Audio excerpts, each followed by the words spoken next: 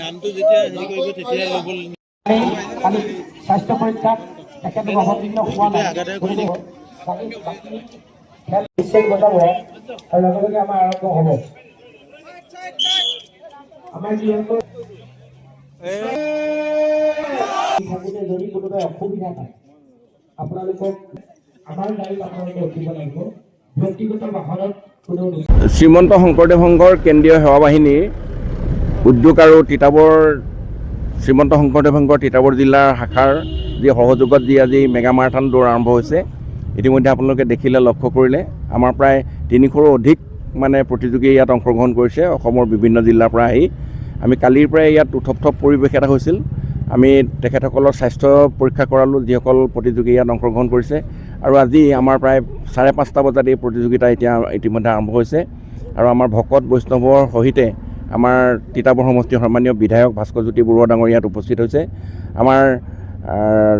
যোৰহাট জিলাৰ আৰক্ষী অধীক্ষক ডাঙৰীয়াক আমি এই প্ৰতিযোগিতা উদ্বোধন কৰিবলৈ যদিও নিমন্ত্ৰণ জনাইছিলোঁ তেখেতে বিশেষ কাৰণবশতঃ ইয়াত উপস্থিত হ'ব পৰা নাই আজি আমাৰ তিতাবৰ সন্মানীয় বিধায়ক ভাস্কৰজ্যোতি বৰুৱা ডাঙৰীয়াই এই প্ৰতিযোগিতা উদ্বোধন কৰিলে আৰু ভকত বৈষ্ণৱসকলে আশীষেৰে এই প্ৰতিযোগীসকলক আগবঢ়াই দিছে ইতিমধ্যে প্ৰতিযোগিতা আমাৰ চলি আছে শ্ৰীমন্ত শংকৰদেৱ সংঘ অসম কেন্দ্ৰীয় সেৱা বাহিনী আজি তেখেতসকলৰ উদ্যোগত আৰু তিতাবৰ জিলা শাখাৰ সৌজন্যত আমি সকলোৱে মিলি 21 কিলোমিটাৰ মাৰাথন ৰেচ বৰহোলা চাৰিআলিৰ পৰা শ্ৰীমন্ত শংকৰদেৱ সংঘৰ আমাৰ ফিল্ডলৈকে আমি এইটো লৈছোঁ ইতিমধ্যে খেল আৰম্ভ হৈছে আৰু এটা খুব সুন্দৰ পৰিৱেশ আৰু মই নিজৰ মনতো যথেষ্ট অসমবাসী হিচাপে মই উৎফুল্লিত যে শ্ৰীমন্ত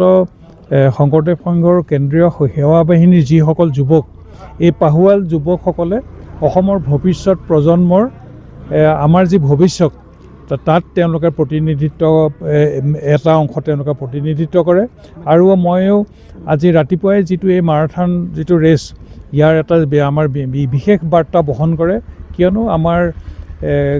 খেলেই হৈছে আমাৰ মূলতঃ আমাৰ একতা আৰু এই একতাৰ জৰিয়তে আমি গোটেই পৃথিৱীজুৰি আমি একতাৰ যিটা দৌল এই আমি দৌলডাল দীঘলীয়া কৰি আমি সকলোকে একত্ৰিত কৰি বান্ধিব পাৰোঁ আজি আমাৰ এই সময়ৰ আটাইতকৈ প্ৰাসংগিক কথাটো হৈছে যে মানৱ প্ৰজাতিৰ আমাৰ ঐক্য গতিকে এই ঐক্যৰ যাত্ৰা অব্যাহত থাকক